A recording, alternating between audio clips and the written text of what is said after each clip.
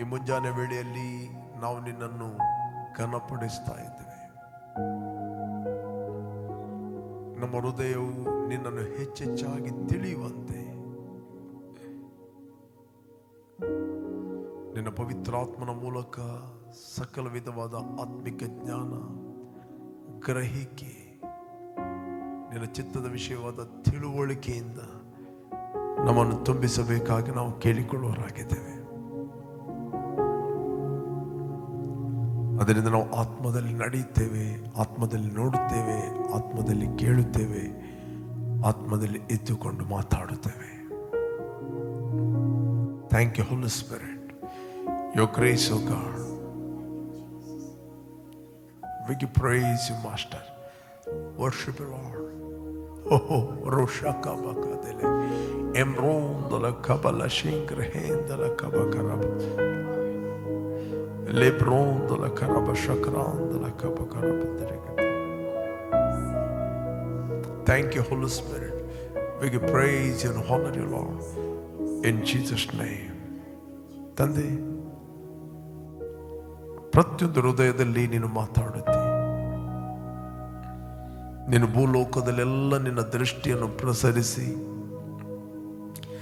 ಯಥಾರ್ಥ ಹೃದಯವುಳ್ಳವರಿಗೋಸ್ಕರ ನಿನ್ನ ಪ್ರತಾಪವನ್ನು ತೋರಿಸಲು ನೀನು ಎಚ್ಚರವಾಗಿದ್ದೆ.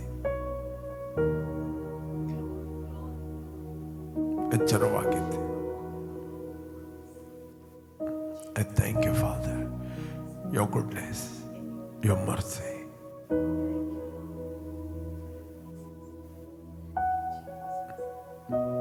In Jesus' name, amen, amen, amen, amen.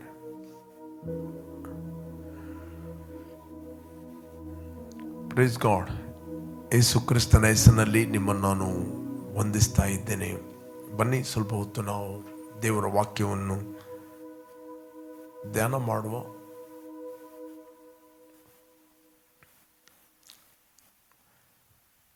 ಕೀರ್ತನೆ 84, 4 ಮತ್ತು 5ನೇ ವಚನ ಓದಿದರೆ ನಮಗೆ ಸಿಗ್ತದೆ. ನಿನ್ನ ಮಂದಿರದಲ್ಲಿ ವಾಸಿಸುವವರು ಧನ್ಯರು, ಅವರು ನಿತ್ಯವೂ ನಿನ್ನನ್ನು ಕೀರ್ತಿಸ್ತಾ ಇರುತ್ತಾರೆ. Praise God. ಇಲ್ಲಿ ಈ ಕೀರ್ತನೆ ನಾವು ನೋಡ್ತೇವೆ, ಇದು ಕೊರ ಹಿರಿಯರ ಕೀರ್ತನೆ. ಕೊರ ಹಿರಿಯರು ಯಾರಂತ ಹೇಳಿದ್ರೆ ಕೊರಹನ ಸಂತತಿಯವರು. ನಂಬರ್ 16 ನಾವು ನೋಡಲಿಕ್ಕೆ ಹೋದರೆ ನಮಗೆ ಸಿಗ್ತದೆ. ಈ ವ್ಯಕ್ತಿ ಮೋಶೆಗೆ ತಿರುಗಿ ಬೀಳ್ತಾನೆ. ಅವನೊಟ್ಟಿಗೆ ಭೂಮಿ ಒಡೆದು ಸುಮಾರು 250 ಜನ ಸಾಯ್ತಾರೆ. ಈ ಸಂತತಿಯವರದ್ದು ಈ ಕೊರಹಿರಿಯರು ನಾವು ನೋಡ್ತೇವೆ. ಇಲ್ಲಿ ಕೊರಹಿರಿಯರು 4ನೇ ವಚನದಲ್ಲಿ ನಾವು ನೋಡ್ತೇವೆ, ನಿನ್ನ ಮಂದಿರದಲ್ಲಿ ವಾಸಿಸುವವರು ಅವರು ನಿತ್ಯವೂ ಕೀರ್ತಿಸ್ತಾ ಇರುತ್ತಾರೆ. ಇಂಗ್ಲಿಷ್ ಹೇಳ್ತಾರೆ ದೆ ಪ್ರೈಸಿಂಗ್ ಗಾಡ್, ದೆ ಪ್ರೈಸಿಂಗ್ ಗಾಡ್. ಅವರು ಯಾವಾಗಲೂ ಸ್ತುತಿಸ್ತಾರೆ. ಬಟ್ ಈ ಕೊರ ಹಿರಿಯನು ರೆಬೆಲಿಯನ್ ಆದರು. ಬಟ್ ಅವನ ಸಂತತಿಯವರು ದೇವರನ್ನು ಆತುಕೊಂಡರು. ಅವರಿಗೆ ಗೊತ್ತಾಯಿತು.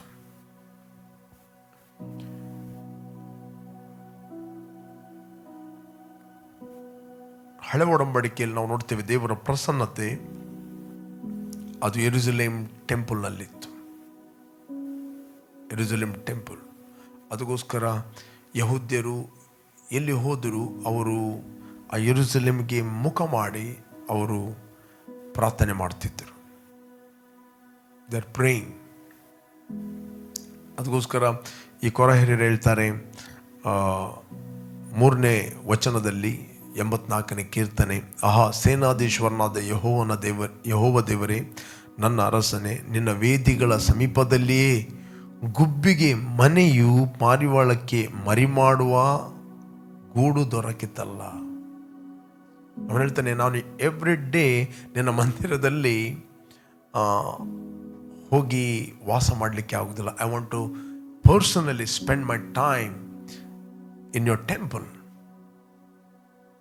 ಓಕೆ, ಬಟ್ ಇಲ್ಲಿ ಹೇಳ್ತಾನೆ, ಪಾರಿವಾಳ ಗುಬ್ಬಿಗೆ ಮನೆಯು ಪಾರಿವಾಳಕ್ಕೆ ಮರಿ ಮಾಡೋ ಗೂಡು ದೊರಕಿತ್ತಲ್ಲ ನಿನ್ನ ವೇದಿಗಳ ಸಮೀಪದಲ್ಲಿ. ಅಂದರೆ ಪಾರಿವಾಳ ಮತ್ತು ಗುಬ್ಬಿಗಳು ಏನು ಮಾಡ್ತವೆ, ಟೆಂಪಲ್ನ ಸೈಡಲ್ಲಿ, ಬಿಲ್ಡಿಂಗ್ನ ಸೈಡಲ್ಲಿ ಅವುಗಳು ಗೂಡು ಕಟ್ಟುತ್ತವೆ. ಅವುಗಳಿಗಾದರೂ 24/7 ಅಲ್ಲಿ ನಿಲ್ಬೋದು ನಿನ್ನ ಪ್ರಸನ್ನತೆ ಹತ್ತಿರ, ನಿನ್ನ ಪ್ರಸನ್ನತೆಯಲ್ಲಿ. ಬಟ್ ನಾವು ಅಲ್ಲಿರಲಿಕ್ಕೆ ಆಗೋದಿಲ್ಲ. ಬಟ್ ಅದಕ್ಕೆ ಕೊರಾಯರು ಹೇಳ್ತಾರೆ, ನಿನ್ನ ಮಂದಿರದಲ್ಲಿ ವಾಸಿಸುವವರು ಧನ್ಯರು, ಅವರು ನಿತ್ಯವೂ ನಿನ್ನನ್ನು ಕೀರ್ತಿಸ್ತಾ ಇರುತ್ತಾರೆ. ದಟ್ ಮೀನ್ಸ್ ನ್ಯೂ ಟೆಸ್ಟಮೆಂಟ್ ನಾವು ನೋಡ್ತೇವೆ, ನಾವು ಪವಿತ್ರಾತ್ಮನ ಮಂದಿರವಾಗಿದ್ದೇವೆ. 24/7 ನಾವು ಆತನ ಸನ್ನಿಧಿಯಲ್ಲಿ ವಾಸ ಮಾಡ್ತಾ ಇದ್ದೇವೆ.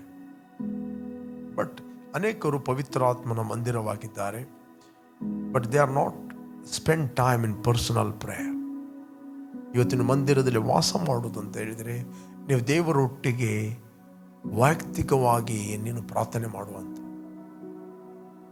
ಇವತ್ತು ಅನೇಕರು ಸಭೆಯಲ್ಲಿ, ಗುಂಪಲ್ಲಿ, ಪ್ರೇಯರ್ ಮೀಟಿಂಗ್ಗಳಲ್ಲಿ ಅವರು ಪ್ರಾರ್ಥನೆ ಮಾಡುತ್ತಾರೆ. ಗುಂಪಲ್ಲಿ ಪ್ರಾರ್ಥನೆ ಮಾಡ್ಬೋದು, ಯಾರು ಕೂಡ ಚರ್ಚಿಗೆ ಹೋದಾಗ ಅಲ್ಲಿ ಪ್ರಾರ್ಥನೆ ಮಾಡ್ಬೋದು, there is a cooperating anointing. But ಯಾವಾಗ ನೀವು ಪರ್ಸನಲ್ ಆಗಿ, ವೈಯಕ್ತಿಕವಾಗಿ ದೇವರ ಸನ್ನಿಧಾನದಲ್ಲಿ ಸಮಯವನ್ನು ಕಳೆಯುತ್ತೀರಿ, ನಿಮ್ಮ ಹೃದಯ ಸಾಫ್ಟ್ ಆಗ್ತದೆ, ನಿಮ್ಮ ಹೃದಯ ಸಂವೇದನಶೀಲವಾಗ್ತದೆ, ನಿಮ್ಮ ಹೃದಯ ಮೃದು ಆಗ್ತದೆ. ಯಾವಾಗ ಮೃದು ಹೃದಯವಾಗ್ತದೆ, ಆಗ ನಿನ್ನ ಬಾಯಲ್ಲಿ ಕೀರ್ತನೆ, ಸ್ತುತಿ, ಸ್ತೋತ್ರಗಳು ಹುಟ್ಟುತ್ತವೆ. ಪ್ರೈಸ್, ಸ್ತೋತ್ರ ಹುಟ್ಟುತ್ತದೆ. ನೀನು ಯಾವಾಗಲೂ ದೇವರನ್ನು ಕೀರ್ತಿಸ್ತಿ, ಆರಾಧಿಸ್ತಿ, ನಿನ್ನ ಬಾಯಲ್ಲಿ ರೈಟ್ ವರ್ಡ್ಗಳು ಬರ್ತವೆ. ಯಾವಾಗ ಒಬ್ಬ ವ್ಯಕ್ತಿ ವೈಯಕ್ತಿಕವಾಗಿ ಪ್ರಾರ್ಥನೆ ಮಾಡುವುದಿಲ್ಲ, ವೈಯಕ್ತಿಕವಾಗಿ ದೇವರ ಸನ್ನಿಧಾನದಲ್ಲಿ ಸಮಯವನ್ನು ಸ್ಪೆಂಡ್ ಮಾಡೋದಿಲ್ಲ, ವೈಯಕ್ತಿಕವಾಗಿ ಅವನು ದೇವರ ವಾಕ್ಯವನ್ನು ಓದುವುದಿಲ್ಲ, ಅವನಿಗೆ ಗೊತ್ತಿಲ್ಲದ ರೀತಿಯಲ್ಲಿ ಅವನ ಹೃದಯ ಕಠಿಣ ಆಗ್ತದೆ. ಅವನ ಹೃದಯ ಕಠಿಣ ಆಗ್ತದೆ. It will ಹಾರ್ಡನ್ there heart. ಹೃದಯ ಕಠಿಣ. ಯಾವಾಗ ಹೃದಯ ಕಠಿಣ ಆಗ್ತದೆ, ಆಗ ವ್ಯಕ್ತಿ ದೂರ್ಲಿಕ್ಕೆ ಸ್ಟಾರ್ಟ್ ಮಾಡ್ತಾನೆ, ಗುಣಗುಟ್ಲಿಕ್ಕೆ ಸ್ಟಾರ್ಟ್ ಮಾಡ್ತಾನೆ, ಕಂಪ್ಲೇಂಟ್ ಕೊಡ್ಲಿಕ್ಕೆ ಸ್ಟಾರ್ಟ್ ಮಾಡ್ತಾನೆ. ಈಗ ನಿಮಗೆ ಹೇಗೆ ಗೊತ್ತಾಗ್ತದೆ ಒಬ್ಬನ ಹೃದಯ ಕಠಿಣ ಆಗಿದೆ, ಒಬ್ಬನ ಹೃದಯ ಮೃದು ಆಗಿದೆ ಅಂತ? ಹೃದಯ ಮೃದು ಆದರೆ ಅವನು ದೇವರಿಗೆ ಸ್ತೋತ್ರ ಮಾಡುತ್ತಾನೆ, ದೇವರ ಉಪಕಾರಗಳನ್ನು ಇತರಿಗೆ ಹೇಳುತ್ತಾನೆ, ದೇವರ ಸ್ವಾರ್ಥೆಯನ್ನು ಆತನು ಸಾರ್ತಾನೆ. He was always burning and shining for God. ಆತನು ಉರಿತಾನೆ. ಯಾವಾಗ ಒಬ್ಬ ವ್ಯಕ್ತಿ ಕಠಿಣ ಆಗ್ತಾನೆ, ಯಾವಾಗಲೂ ಆತನು ಕಂಪ್ಲೇಂಟ್ ಕೊಡ್ತಾನೆ, ಅವರು ಪ್ರಾಬ್ಲಮ್, ಇವರು ಪ್ರಾಬ್ಲಮ್, ಅವರಿಂದಾಗಿ ನನ್ನ ಸೇವೆ ನಿಂತಿತ್ತು, ಅವರಿಂದಾಗಿ ಹೀಗೆ ಆಯಿತು, ಅವರಿಂದಾಗಿ ನಾನು ಮೇಲಕ್ಕೆ ಹೋಗಲಿಕ್ಕೆ ಆಗಲಿಲ್ಲ, ಇವರು ನನಗೆ ತಡೆದರು. ಯಾವಾಗ ಒಬ್ಬ ವ್ಯಕ್ತಿ ಕಂಪ್ಲೇಂಟ್ ಕೊಡ್ತಾನೆ, he will open the door to the spirit of death. ಮರಣದ ಆತ್ಮನಿಗೆ ಡೋರ್ ಓಪನ್ ಮಾಡ್ತಾನೆ. ಇದೇ ಸತ್ಯವಿದ್ದಲ್ಲಿ ನಾವು ಓದಿದೆ ನಮಗೆ ಸಿಗ್ತದೆ. ಸಿಸ್ಟರ್ ಓದಿ 1 ಕೊರಿಂಥ 10ನೇ ಅಧ್ಯಾಯ 10ನೇ ವಚನ. 1 Corinthians 10 chapter 10 verse. 1 Corinthians 10 chapter 10 verse. ಮೆಲ್ಲ ಓದಿ. 1 ಕೊರಿಂಥ 10ನೇ ಅಧ್ಯಾಯ 10ನೇ ವಚನದಲ್ಲಿ ಓದಿ ನಮಗೆ ಸಿಗ್ತದೆ. ಯಾವಾಗ ಒಬ್ಬ ವ್ಯಕ್ತಿಯ ಹೃದಯ ಕಠಿಣ ಆಗ್ತದೆ, ಅವರು ಗುಣಗುಟ್ಲಿಕ್ಕೆ ಸ್ಟಾರ್ಟ್ ಮಾಡ್ತಾರೆ. ಜೋರ. ಅಲ್ಲದೆ ಅವರಲ್ಲಿ ಕೆಲವರು ಗುಣಗುಟ್ಟಿ ಸಂಹಾರಕನ ಕೈಯಿಂದ ನಾಶವಾದರು. ಇದಲ್ಲದೆ ಅವರಲ್ಲಿ ಕೆಲವರು ಗುಣಗುಟ್ಟಿ ಸಂಹಾರಕನ ಕೈಯಲ್ಲಿ ನಾಶವಾದರು. ನೀವು ಗುಣಗುಟ್ಟಬೇಡಿ. ಇಲ್ಲಿ ಇಂಗ್ಲಿಷ್ನಲ್ಲಿ ಹೇಳ್ತದೆ ದ ಏಂಜಲ್ ಆಫ್ ಡೆತ್, ಮರಣದ ಆತ್ಮ, ಏಂಜಲ್ ಆಫ್ ಡೆತ್. ನೀನು ಚರ್ಚಿಗೆ ಹೋಗ್ಬೋದು, ರೆಗ್ಯುಲರ್ ಚರ್ಚಲ್ಲಿ ತುಂಬ ಸೇವೆ ಮಾಡಿರ್ಬೋದು, ಪೀಪಲ್ ಆರ್ ವಾಚಿಂಗ್. ನಿನ್ನು ಸೇವೆ ಮಾಡುವಂತ ನೋಡಿದ್ದಾರೆ. ಓಕೆ, ನೀನು ರೆಗ್ಯುಲರ್ ಸಭೆಗೆ ಹೋಗ್ತಾ ಇದ್ದಿ, ಸ್ಪಿರಿಟ್ ಬಿಲ್ಡ್ ಚರ್ಚಲ್ಲಿದ್ದಿ. ಯಾವ ವ್ಯಕ್ತಿ ಪರ್ಸನಲ್ ದೇವರೊಟ್ಟಿಗೆ ಸಮಯವನ್ನು ಸ್ಪೆಂಡ್ ಮಾಡೋದಿಲ್ಲ, ಅವನಿಗೆ ಆಟೋಮೆಟಿಕ್ ಆಗಿ ಈಗೋ, ಪ್ರೈಡ್ ಮತ್ತು ಗುಣಗುಟ್ಟುವಿಕೆ ಅವನ ಬಾಯಲ್ಲಿ ಹೊರಡುತ್ತದೆ. ಅದಕ್ಕೆ ಇಲ್ಲಿ 10ನೇ ಅಧ್ಯಾಯ 10ನೇ ವಚನದಲ್ಲಿ ಬರೆಯಲ್ಪಟ್ಟಿದೆ, ಅವರಲ್ಲಿ ಕೆಲವರು ಗುಣಗುಟ್ಟಿ ಸಂಹಾರಕನ ದೂತನಿಂದ ಕೊಲ್ಲಲ್ಪಟ್ಟರು. They destroyed by the destroyer ಅಂತ ಇಂಗ್ಲಿಷ್ ನಲ್ಲಿ angel. They were destroyed by the angel of death. Destroyed by the angel of death. ಇನ್ನೊಂದು translation destroyed by the destroyer. Destroyed by the they were destroyed by the destroyer. Destroyer. Okay, but ಇಲ್ಲಿ ನೀವು ಹೇಳ್ಬೋದು, pastor ಇದು ಹಳೆ ಒಡಂಬಡಿಕೆ. ಕೆಲವರು ಬಹಳ the principal is same. ಹಳೆ ಒಡಂಬಡಿಕೆ ಮತ್ತು ಹೊಸ ಒಡಂಬಡಿಕೆ, okay, principle is same. Pastor ಇದು ಹಳೆ ಒಡಂಬಡಿಕೆ, ಇದು ಹೊಸ ಒಡಂಬಡಿಕೆ ಅಲ್ಲ. ಮುಂದೆ ಕಂಟಿನ್ಯೂಷನ್ ಓದಿ. ಅಲ್ಲಿ ಅವರಿಗೆ ಸಂಭವಿಸಿದ ಈ ಸಂಗತಿಗಳು ನಿದರ್ಶನ ರೂಪವಾಗಿ ಮತ್ತು ಯುಗದ ಅಂತ್ಯಕ್ಕೆ ಬಂದಿರುವವರಾದ ನಮಗೆ ಬುದ್ಧಿವಾದಗಳಾಗಿ ಬರೆದಿದೆ. ಇದು ನ್ಯೂ ಟೆಸ್ಟಮೆಂಟ್ ವ್ಯಕ್ತಿಗಳಿಗೆ ಬರೆಯಲ್ಪಟ್ಟಿದೆ. ಓಕೆ, ಹಳೆ ಒಡಂಬಡಿಕೆಯನ್ನು ಹೊಸ ಒಡಂಬಡಿಕೆಯ ಬೆಳಕಿನಲ್ಲಿ ನಾವು ನೋಡಬೇಕು. The principle same. ಹಳೆ ಒಡಂಬಡಿಕೆ ಸಹ ಬಿತ್ತುತ್ತಾ ಇದ್ದರು, ಕೊಯ್ತಾ ಇದ್ರು. ಹೊಸ ಒಡಂಬಡಿಕೆ ಬಿತ್ತುದು ಕೊಯ್ಯುವುದು ನಿಯಮ, ಅದು ಚೇಂಜ್ ಆಗುವುದಿಲ್ಲ. ಕೆಲವೊಂದು ಪ್ರಿನ್ಸಿಪಲ್ ಚೇಂಜ್ ಆಗುವುದಿಲ್ಲ. ಬಟ್ ಯಾವ ವ್ಯಕ್ತಿ ದೇವರೊಟ್ಟಿಗೆ ಸಮಯವನ್ನು ಸ್ಪೆಂಡ್ ಮಾಡೋದಿಲ್ಲ, ವೈಯಕ್ತಿಕ ಪ್ರಾರ್ಥನೆ ಮಾಡೋದಿಲ್ಲ, ಬೇರೆ ಕೆಲಸಗಳಲ್ಲಿ ಬ್ಯುಸಿ ಆಗ್ತಾನೆ, ನೋ ಡಿಸಿಪ್ಲಿನ್, ಒಂದು ವ್ಯವಸ್ಥಿತವಾದ ಒಂದು ಡಿಸಿಪ್ಲಿನ್, ಶಿಸ್ತಿನ ಒಂದು ಪ್ರಾರ್ಥನೆ ನಿಮ್ಮದು ಇಲ್ಲ ಅಂತ ಹೇಳಿದರೆ, ನಿಮಗೆ ಗೊತ್ತಿಲ್ಲದ ರೀತಿಯಲ್ಲಿ ನಿಮ್ಮ ಹೃದಯ ಕಠಿಣ ಆಗ್ತದೆ. ನೀವು ದೇವರ ಮೂವ್ಗೆ, ದೇವರ ಒಂದು ರಿವೈವಲ್ಗೆ ನೀನೊಬ್ಬ ಹಿಂಡರೆನ್ಸ್ ಆದ ವ್ಯಕ್ತಿ. ನೀನು ಅಡ್ಡಿ ಆಗುವ ವ್ಯಕ್ತಿ. ಒಂದು ಫ್ಲೋ ಹೋಗುವ ನೀರಿಗೆ ನೀನು ಕಲ್ಲಿರುವ ವ್ಯಕ್ತಿ. ಮೇ ಬಿ ನೀನು ಅನೇಕ ವರ್ಷ ಪರ್ಸನಲ್ ಪ್ರೇಯರ್ ಮಾಡಿರಬಹುದು, ಅನೇಕ ಗಂಟೆಗಟ್ಟಲೆ ಮಾಡಿರಬಹುದು. ಅದರ ಅರ್ಥ ನಾನು ಇಷ್ಟು ವರ್ಷ ಊಟ ಮಾಡಿದೆ, 4 ದಿನದ ಊಟ ಮಾಡೋದ್ರಿಂದ ನಾನು ಸಾಹಿತ್ಯನ ಅಂತ ಹೇಳ್ಬೋದು, ಹೇಳಿದ ಹಾಗೆ ನೀನು. ಬಟ್ ಹೇಗೆ ನೀನು ಊಟ ಎವ್ರಿ ಡೇ ನಿನ್ನನ್ನು ಫಿಸಿಕಲಿ ಜೀವಂತವಾಗಿ ಇಡ್ತದೋ, ಅದೇ ರೀತಿ ಆತ್ಮಿಕ ನಿನ್ನ ವೈಯಕ್ತಿಕವಾದ ಸಂಬಂಧ, ವೈಯಕ್ತಿಕವಾಗಿ ದೇವರೊಟ್ಟಿಗೆ ನೀನು ಸಮಯವನ್ನು ಕಳೆಯುವಂಥದ್ದು ನಿನ್ನ ಹೃದಯವನ್ನು ಮೃದು ಮಾಡುತ್ತದೆ. ಒಂದು ಸಾಫ್ಟ್ ಹೃದಯ ಇರುವುದಾದರೆ ನಿನ್ನ ಬಾಯಲ್ಲಿ ಸ್ತೋತ್ರ ಹುಟ್ಟುತ್ತದೆ, ಸ್ತುತಿ ಸ್ತೋತ್ರಗಳು ಉಂಟಾಗುತ್ತದೆ. ನೀನು ದೇವರನ್ನು ಘನಪಡಿಸ್ತಿ, ನೀನು ದೇವರನ್ನು ಆರಾಧಿಸ್ತಿ.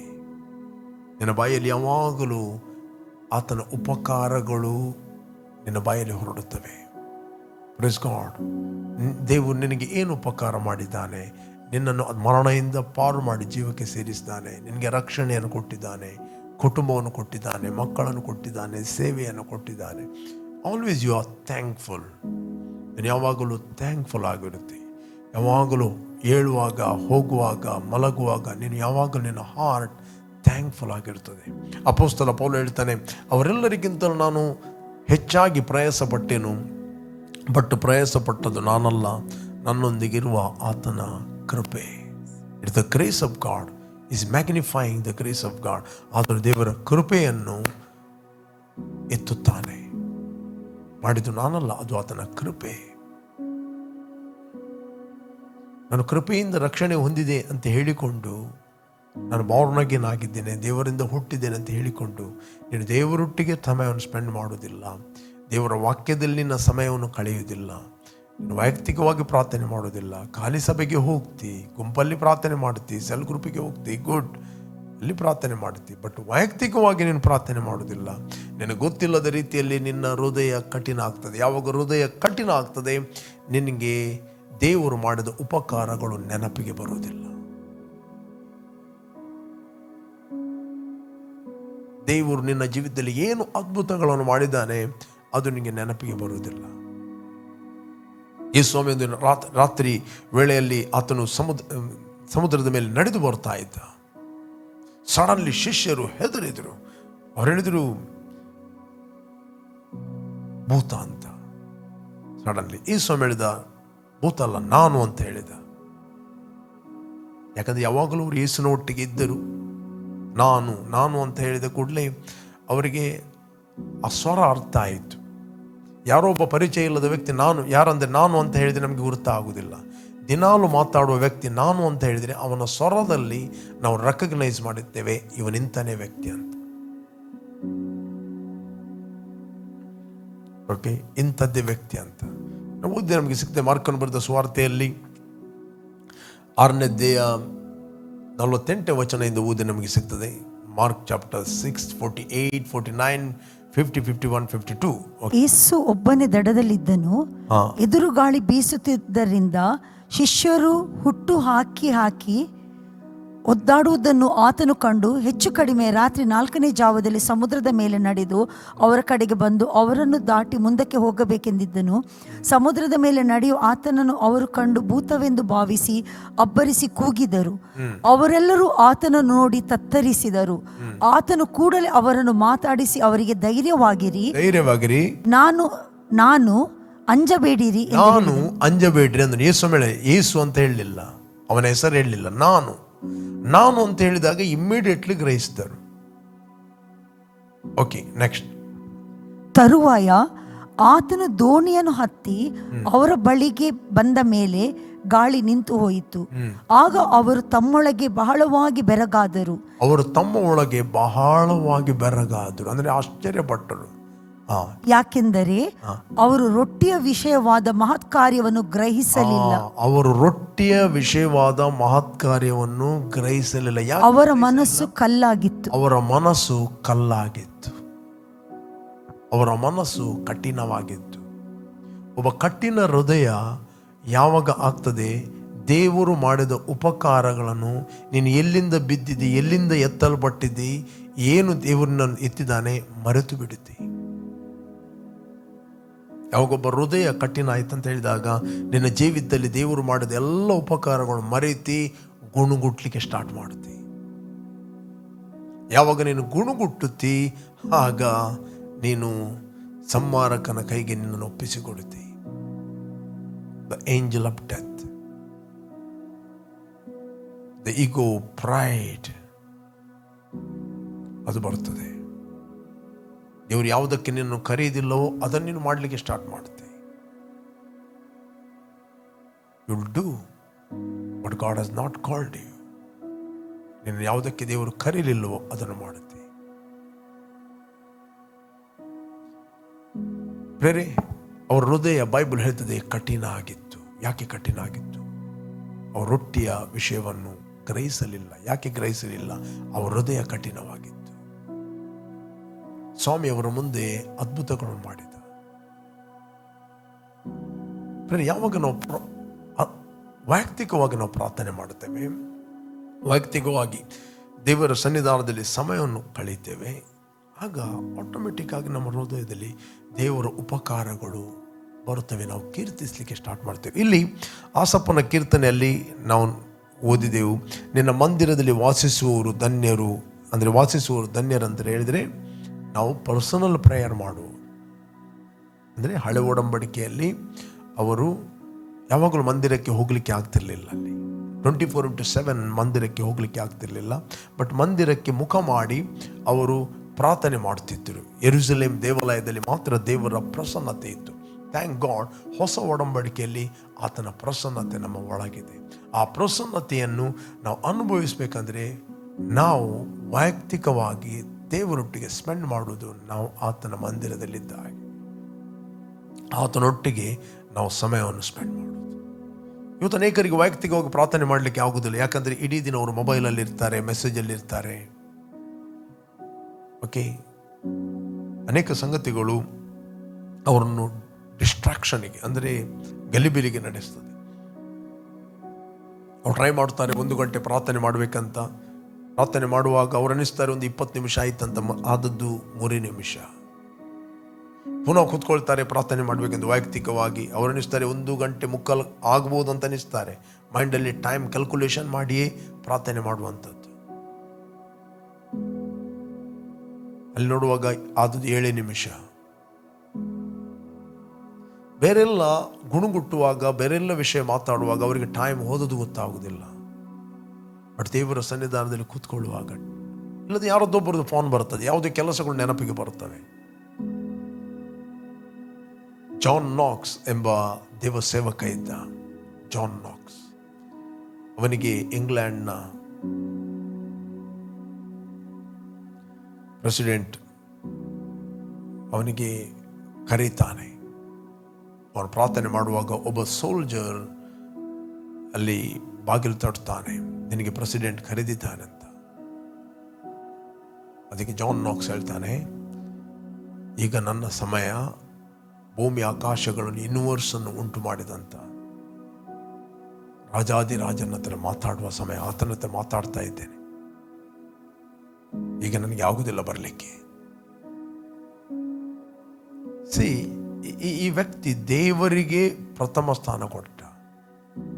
ಯಾಕೆ? ಅಲ್ಲಿ ಆಸಾಫನ ಕೀರ್ತನೆ ಅಲ್ಲಿ ಕೊರಾಯರ ಕೀರ್ತನೆ ಅಲ್ಲಿ ಹೇಳ್ತದೆ, ನಿನ್ನಲ್ಲಿ ಬಲವನ್ನು ಹೊಂದುವ ಮನುಷ್ಯರು ಧನ್ಯರು. ನಿನ್ನಲ್ಲಿ ಬಲವನ್ನು ಹೊಂದುವ ಜನರು ಧನ್ಯರು. ದೇವರು ಯಾರಿಗೆ ಬಲವಾಗಿದ್ದಾನೋ, he is a blessed man. Whose strength is Lord, he is a blessed man. ಇಂಗ್ಲಿಷ್ನಲ್ಲಿ ಓದಿ ಆ ವಚನವನ್ನು. Blessed and greatly favored is the man. Blessed and greatly favored. Whose strength is the man whose strength is in you. Oh, whose strength is in you. Whose heart are the highways to Zion. ಅವರ ಹೃದಯ ಯಾವಾಗಲೂ ನಿನಗೋಸ್ಕರ expectation, desire ಅಲ್ಲಿ ಇರ್ತದೆ. Okay, ನಮ್ಮ ಸಾಮರ್ಥ್ಯ, ದಾವೀದನು ಹೇಳ್ತಾನೆ, ಲಾರ್ಡ್ ಈಸ್ ಮೈ ಸ್ಟ್ರೆಂತ್.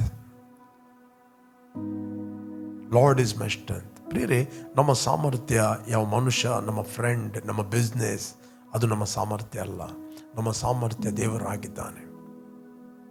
ಪ್ರಿಯರೇ, ದೇವರನ್ನು ಬಿಟ್ಟು ಬೇರೆ ಯಾವುದೇ ನಿಮ್ಮ ಸಾಮರ್ಥ್ಯ ಅಂತ ತೆಗೆದುಕೊಂಡಿದೆ, ಸ್ಟ್ರೆಂತ್ ಅಂತ ತೆಗೆದುಕೊಂಡಿದ್ದರೆ ಅಲ್ಲಿ ಸೈತಾನನು ಆಟ ಆಡ್ತಾನೆ. ಮೇ ಬಿ ನೀನೇನ್ಬೋದು, ನನ್ನ ಬಿಸ್ನೆಸ್ ನನ್ನ ಸ್ಟ್ರೆಂತ್ ಆಗಿದೆ, ನನ್ನ ಮಿನಿಸ್ಟ್ರಿ ನನ್ನ ಸ್ಟ್ರೆಂತ್ ಆಗಿದೆ, ನನ್ನ ಸೇವೆ ನನ್ನ ಸ್ಟ್ರೆಂತ್ ಆಗಿದೆ, ಸಾಮರ್ಥ್ಯವಾಗಿದೆ, ನನ್ನ ಬ್ಯಾಂಕ್ ಬ್ಯಾಲೆನ್ಸ್ ನನ್ನ ಸಾಮರ್ಥ್ಯವಾಗಿದೆ, ಅಥವಾ ನನ್ನ ಪೊಸಿಷನ್ ನನ್ನ ಸಾಮರ್ಥ್ಯವಾಗಿದೆ, ಅದು ಯಾವುದೇ ಪೊಲಿಟಿಷಿಯನ್ ನನ್ನ ಸಾಮರ್ಥ್ಯವಾಗಿದ್ದಾನೆ, ಯಾವುದೇ ಗೌರ್ಮೆಂಟ್ ಅಥಾರಿಟಿ ನನ್ನ ಸಾಮರ್ಥ್ಯವಾಗಿದ್ದಾನೆ. ಮೇ ಬಿ ಅವರು ತಿರುಗಬಹುದು. ಬಟ್ ಯಾವಾಗ ದೇವರು ನಿನ್ನ ಸಾಮರ್ಥ್ಯವಾಗಿದ್ದಾನೆ, ಈಸ್ ಎ ಗ್ರೇಟ್ಲಿ ಫೇವರ್ಡ್.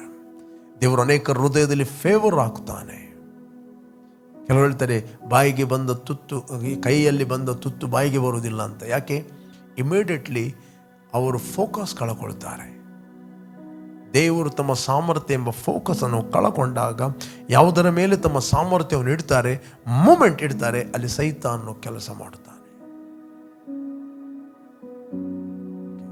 ಯಾವಾಗ ದೇವರು ನಿಮ್ಮ ಸಾಮರ್ಥ್ಯವಾಗಿದ್ದಾನೆ, ಅಲ್ಲಿ ದೇವರು ಕೆಲಸ ಮಾಡುತ್ತಾನೆ. ದೇವರ ದಯೆ ಕೆಲಸ ಮಾಡುತ್ತದೆ.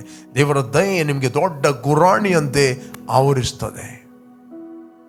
ದೇವರ ದಯೆ ದೊಡ್ಡ ಗುರಾಣಿಯಂತೆ ನಿಮ್ಮನ್ನು ಆವರಿಸ್ತದೆ. Praise God. ದೇವರ ಕೃಪೆ ನಿನಗೆ ದೊಡ್ಡ ಗುರಾಣಿ ಅಂತ ಆವರಿಸ್ತದೆ. ನಿನ್ನ ಕುಟುಂಬಕ್ಕೆ ಆವರಿಸ್ತದೆ, ನಿಮ್ಮ ಮಕ್ಕಳಿಗೆ ಆವರಿಸ್ತದೆ. ನೀನು ಮಾಡುತ್ತಿರೋ ಕರ್ತನ ಸೇವೆಗೆ ದೇವರ ದಯೆ ಆವರಿಸ್ತದೆ, ದೇವರ ಕರುಣೆ ಆವರಿಸ್ತದೆ, ದೇವರ ಸಮಾಧಾನ ಆವರಿಸ್ತದೆ. ನಿನ್ನ ಮಕ್ಕಳಲ್ಲಿ, ನಿನ್ನ ದಾಂಪತ್ಯ ಜೀವಿತದಲ್ಲಿ ಯಾವಾಗ ದೇವರು ನಿನ್ನ ಸಾಮರ್ಥ್ಯವನ್ನಾಗಿ ಮಾಡುತ್ತೆ. Lord is my strength, not man is my strength. Okay, ಒಂದು ಲೆವೆಲಲ್ಲಿ ಬೆಳೆಯುತ್ತಿರುವಾಗ ಏನು ಇಲ್ಲದ ಸಂದರ್ಭದಲ್ಲಿ ಅವರು ದೇವರನ್ನು ಸಾಮರ್ಥ್ಯವಾಗಿ ಮಾಡಿಕೊಳ್ತಾರೆ. ಸಡನ್ಲಿ ಹಣ ಬಂತು, ಮಿನಿಸ್ಟ್ರಿ ಗ್ರೋ ಆಯಿತು, ಏನೇ ಆದಾಗ, ಅಥವಾ ಬಿಸ್ನೆಸ್ ಆಯಿತು, ಒಳ್ಳೆ ಪೊಸಿಷನ್ ಸಿಕ್ಕಿತ್ತು, ಅವರು ದೇವರನ್ನು ಮರೀತಾರೆ. ಆ ಒಂದು ಪೊಸಿಷನನ್ನು, ಆ ಒಂದು ಹಣವನ್ನು, ಆ ಒಂದು ಬಿಸ್ನೆಸ್ಸನ್ನು ತಮ್ಮ ಸಾಮರ್ಥ್ಯವಾಗಿ ತೆಗೆದುಕೊಳ್ತಾರೆ. ಅವ್ರಿಗೆ ಗೊತ್ತೇ ಆಗೋದಿಲ್ಲ ಕೊಲ್ಯಾಪ್ಸ್ ಆದದ್ದು, ಅವ್ರಿಗೆ ಗೊತ್ತೇ ಆಗುವುದಿಲ್ಲ ಅದು ಬಿದ್ದು ಹೋದದ್ದು. ಭೂಲೋಕದಲ್ಲಿ ಐಶ್ವರ್ಯವುಳ್ಳವರು ಅಸ್ಥಿರವಾದ ಐಶ್ವರ್ಯದ ಮೇಲೆ ನಂಬಿಕೆಯನ್ನು ಇಡದೆ ನಮ್ಮ ಅನುಭವಗೋಸ್ಕರ ಎಲ್ಲವನ್ನು ಹೇರಳವಾಗಿ ದಯಪಾಲಿಸುವ ದೇವರ ಮೇಲೆ ನಿರೀಕ್ಷೆ ಇಡಬೇಕೆಂದು ಬೋಧಿಸು. ನಮ್ಮ ನಿರೀಕ್ಷೆ ಯಾವಾಗಲೂ ಕಾಣದ ಲೋಕದಲ್ಲಿರುವ ದೇವರು. ಇನ್ನು ಎಷ್ಟೇ ದೊಡ್ಡ IT ಕಂಪನಿಯಲ್ಲಿ ಇರ್ಬೋದು, ನಿನಗೆ ಕೆಲಸ ಮಾಡಲು ಸಾಮರ್ಥ್ಯ ಕೊಟ್ಟಾತನು ದೇವರು, ಫೇವರ್ ಕೊಟ್ಟಾತನು ದೇವರು.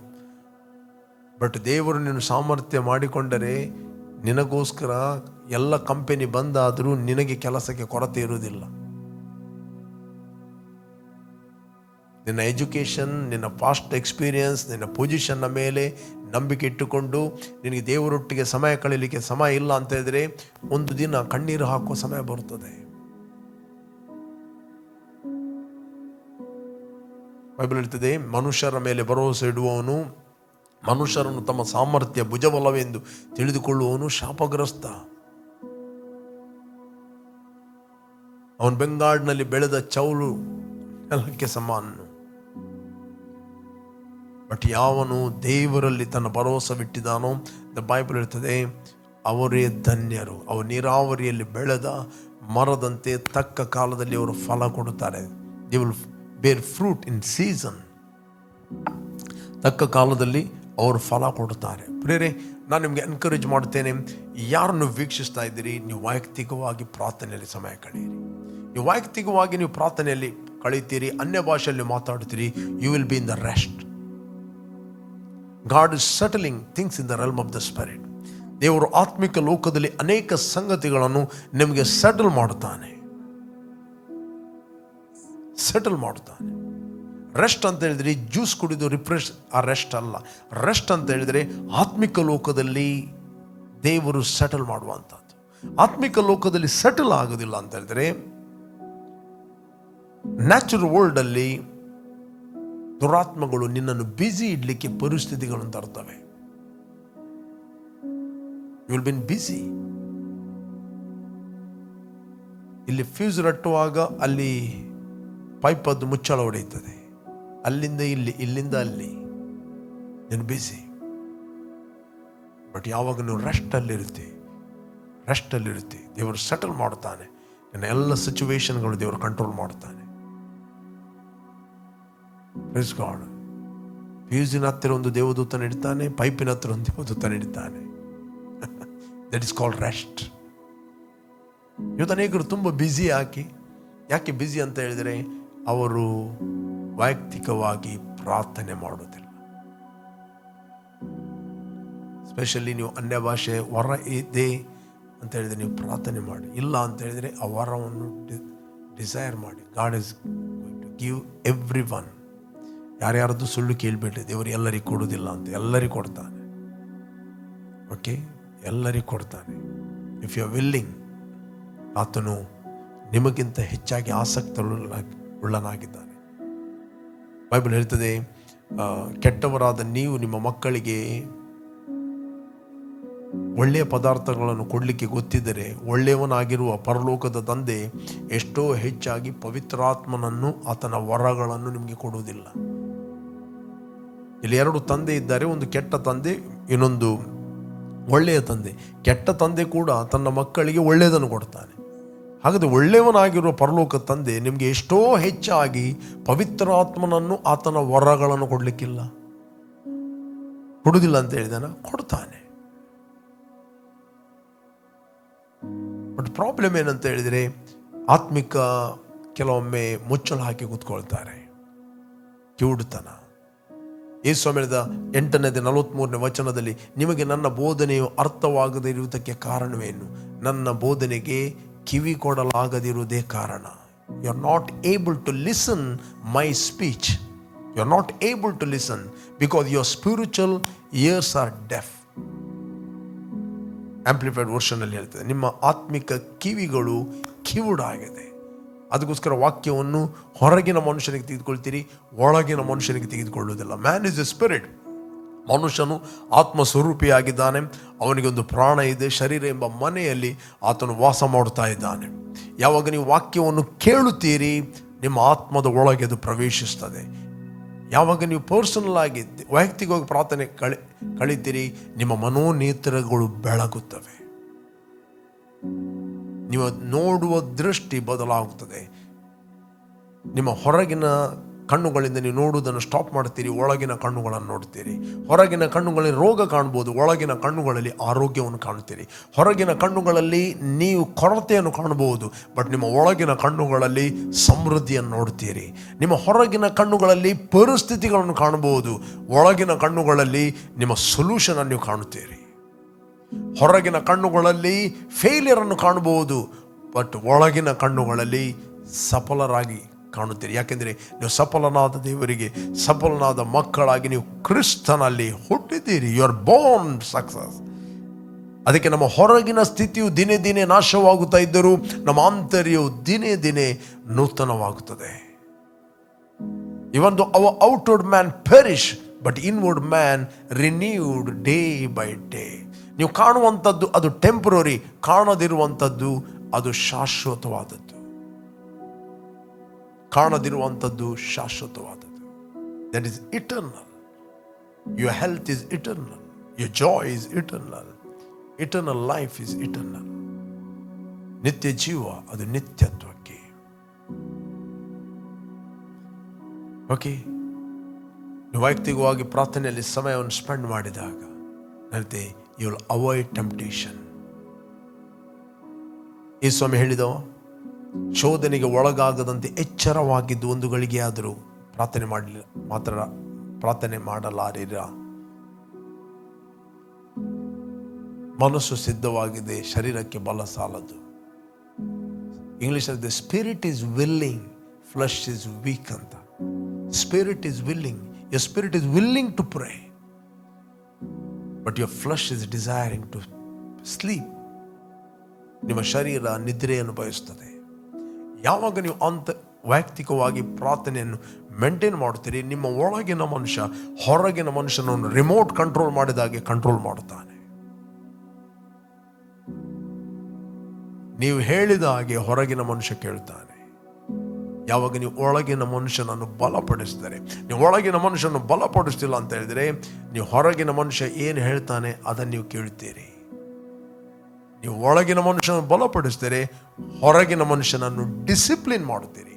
ಅಪೊಸ್ತಲ ಪೌಲ ಹೇಳ್ತಾನೆ, I discipline my body and bring it my subjection.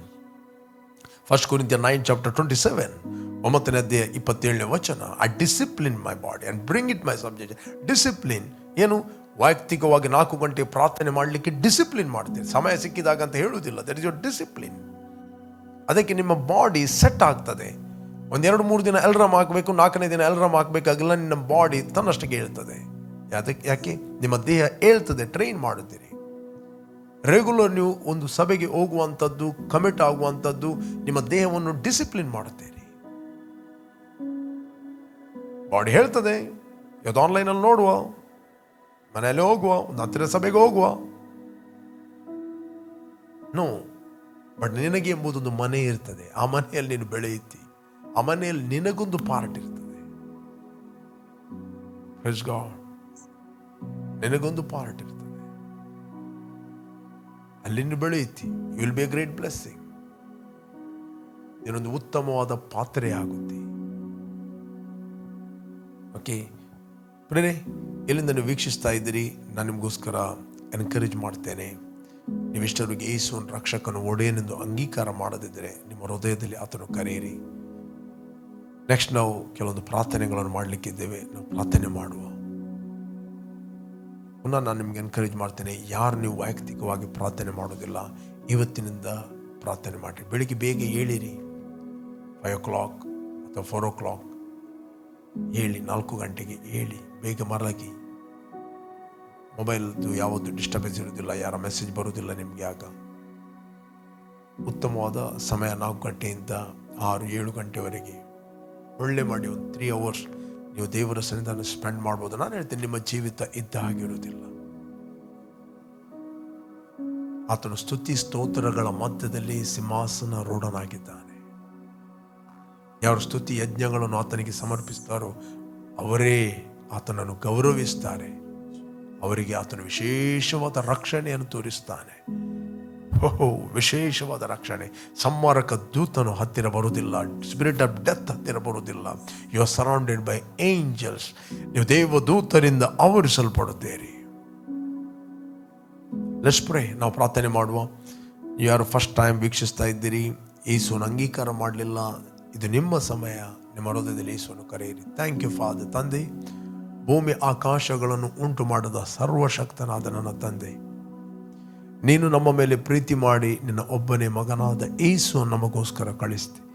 ಆತ ನಮಗೋಸ್ಕರ ಕ್ರೂಜೆಯಲ್ಲಿ ಸತ್ತು ರಕ್ತವನ್ನು ಸುರಿಸಿ ಹೂಣಲ್ಪಟ್ಟು 3ನೇ ದಿನ ಸತ್ತವರ ಒಳಗಿಂದ ಎದ್ದು ಬಂದನೆಂದು ನಾವು ನಮ್ಮ ಹೃದಯದಲ್ಲಿ ನಂಬುತ್ತೇವೆ, ಬಾಯಲ್ಲಿ ನಾವು ಅರಿಕೆ ಮಾಡುತ್ತೇವೆ, ಯೇಸುವೆ ನಮ್ಮ ಕರ್ತನೆಂದು.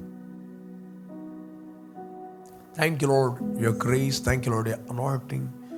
Thank you Lord your protection of God. ಮರಣದಿಂದ ಪಾರಾಗಿ ನಾವು ಜೀವಕ್ಕೆ ಸೇರಿದ್ದೇವೆ. ನೀನು ವಾಗ್ದಾನ ಮಾಡಿದ ಪವಿತ್ರಾತ್ಮ ವರವನ್ನು ನಂಬಿಕೆಯ ಮೂಲಕ ನಾವು ಹೊಂದುತ್ತೇವೆ. ತಂದೆ, ಎಲ್ಲ ಘನತೆ ನಿನಗೆ ಸಲ್ಲಿಸ್ತೇವೆ. ಯೇಸು ನಾಮದಲ್ಲಿ ತಂದೆ, ಆಮೆನ್.